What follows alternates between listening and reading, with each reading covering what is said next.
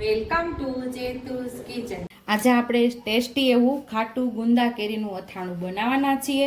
તો અહીંયા આપણે કિલો એક કેરી લઈ અને આપણે 18 કલાક જેટલી આપણે મીઠા અને હળદરની અંદર પલાળી ઊંચા નીચી કરી એક બે વાર અને સવારે કાઢી લીધી છે આપણે કેરીને। અને આપણે આ કેરીને કાઢી અને રસોડામાં સૂકવવાની છે। બહુ પંખા નીચે કે સાવ સુકાઈ જાય એવી નથી સૂકવવાની, માત્ર પાણી છોડી દે ત્યાં સુધી આપણે આ કેરીને સૂકવી લેવાની છે। આપણે ખાટું કેરીનું અથાણું કરવું છે તો અને આવી કેરીની પસંદગી કરવાની, એકદમ કઠણ હોય ને ઉપરથી પીળું ન થયું હોય એવી કેરી, મસ્ત એવી। આ કેરીનું આપણે ખમણ કરવાના છીએ। આ કેરીને આપણે સૂકવી દેશું અને આ કેરીનું આપણે ખમણ કરી લેશું।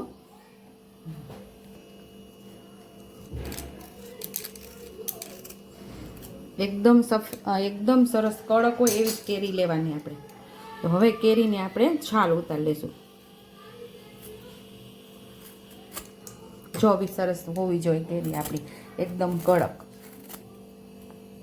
આખી કેરીને આપણે આવી રીતે છાલને ઉતારી લેવાની છે, એટલે કે છાલ કાઢી લેવાની છે આપણે બધી।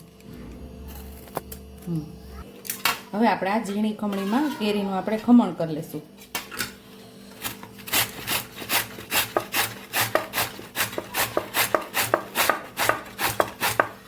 આવી રીતે આપણે કેરીને ખમણી લેવાની છે। અહીંયા આપણે કેરીને ખમણી લીધી છે, તો હવે આપણે હળદર મીઠું આમાં ચડાવવાનું છે। તો આપણે 1 થી 1.5 ચમચી જેટલું અહીંયા મીઠું ઉમેરશું, અડધી ચમચી જેટલી હળદર ઉમેરશું। હવે સરસ હળદર મીઠું આપણે ચડાવી દઈશું કેરીની અંદર, મિક્સ કરી દઈશું।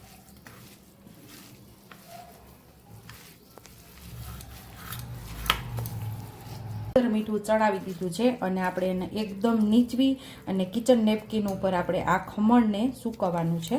આવી રીતે આપણે એકદમ મુઠ્ઠીમાં દાબી અને આનું પાણી આપણે કાઢી લેવાનું છે, ખાટું પાણી। આપણે હાથની અંદર આ બધોય આપણે ખમણ લઈ અને આવી રીતે લાડવાની જેમ દબાવી અને આપણે આની અંદરથી પાણી કાઢી લેવાનું છે ખાટું। એકદમ સરસ આપણે નીચવી લેવાનું છે।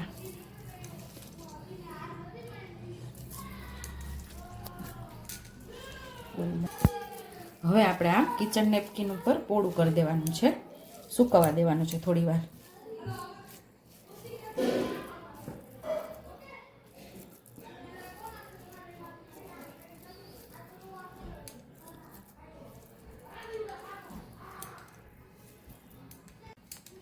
અહીંયા આપણે ખમણને થોડું પોળું કરી દીધું છે। અડધીથી પોણી કલાક આપણે આ ખમણને સુકાવા દેશું।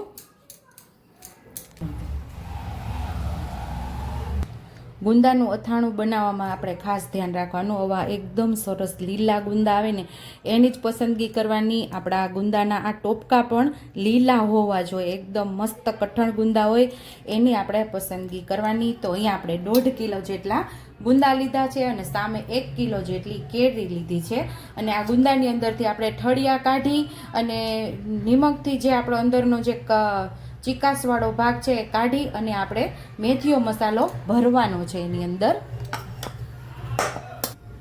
તો અહીંયા આપણે આ મેથીયો મસાલો આપણો તૈયાર છે। તો મેથિયા ગુંદા કેરી આપણે તૈયાર કરવાના છે, આપણે ખાટું અથાણું બનાવવાના છે। આ મેથિયા ગુંદા કેરીના મસાલાની રેસીપી આપણી ચેનલ ઉપર તમને મળી જશે।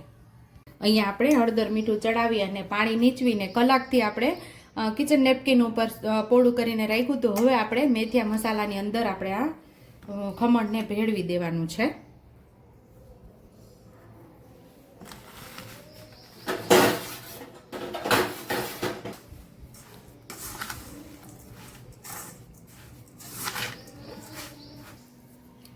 હાથેથી આપણે સરસ ખમણને મિક્સ કરી દીધું। જો આવી રીતે બધા મસાલા સાથે આપણે જે કેરીનું ખમણ ઉમેર્યું છે એ મિક્સ થઈ જવું જોઈએ, એટલે બધા ગુંદાની અંદર આપણો આ કેરીનું ખમણ કરેલો એ મસાલો મિક્સ થઈ જાય। અને ગુંદાને આપણે હવે ફોડી અને એમાંથી છીર કાઢી અને આ મસાલામાં ભેળવી દેવાના છે ગુંદા અને કેરીને। બધા ગુંદામાંથી આપણે ઉપરનો ટોપીનો ભાગ કાઢી અને ઠળિયા હવે કાઢી લેશું આપણે આમાંથી।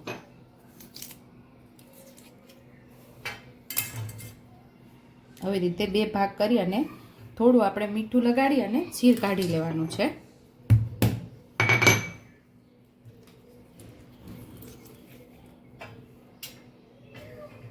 તો આવી જ રીતે બધા ગુંદાને આપણે ફોડી અને એમાંથી ઠળિયાનો ભાગ કાઢી અને છીર કાઢી લેવાનું છે. તો પછી જ આપણે મસાલા સાથે આપણે એને મિક્સ કરશું. આવી આંગળી આપણે મીઠાવાળી કરી અને છીરનો ભાગ કાઢી લેવાનો. આવી રીતે એ છીર નીકળી જશે. જો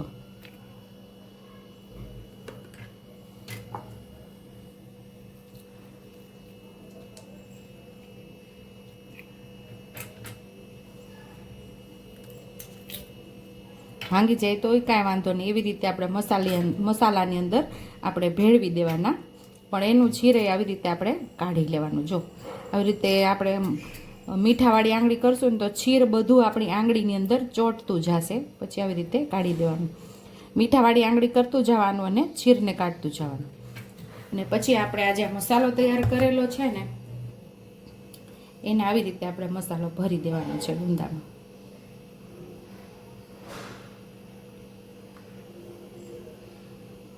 બધા ગુંદાને આપણે ફોડી લઈશું અને ઠળિયાનો ભાગ કાઢી છીર કાઢીને આપણે આમાં ભરી લઈશું બધા ગુંદાને. અને જે આવી રીતે બે ભાગ થઈ જાય એને આવી રીતે મસાલામાં મિક્સ કરી દેવાના એટલે મસાલો અંદર ભરાઈ જશે. જો આવી રીતે આપણે મિક્સ કરીએ એટલે મસાલો ભરાઈ જશે. તો આવી રીતે આપણે બધા ગુંદાને તૈયાર કરી લેવાના છે. તો અહીંયા આપણે કેરીનું ખમણ મિક્સ કરી અને મસાલો તૈયાર કરી અને બધા આપણે અહીંયા ગુંદા ભરી લીધા છે. તો તમે આવી રીતે મેથીયા ખાટા ગુંદા જ ખાલી કરવા હોય તો આની અંદર કેરી આપણે ભેળવેલી કેરી ભેળવેલી છે. વધારે કેરી તમારે ન ખાવી હોય તો આવી રીતે મેથીયા ખાટા ગુંદા પણ તમે કરી શકો છો. પણ આપણે મેથીયા કેરી ગુંદા કરવાનું છે. તો અહીંયા આપણે કેરી પણ સરસ સુકાઈ ગઈ છે. તો મસાલાની અંદર મિક્સ કરી કેરી પહેલાં ઉમેરશું, પછી ગુંદા ઉમેરશું.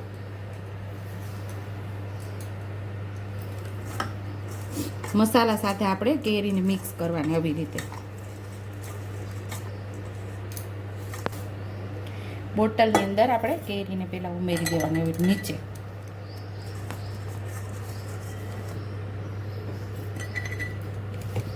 પછી આપણે ગુંદાને ભરવાનું.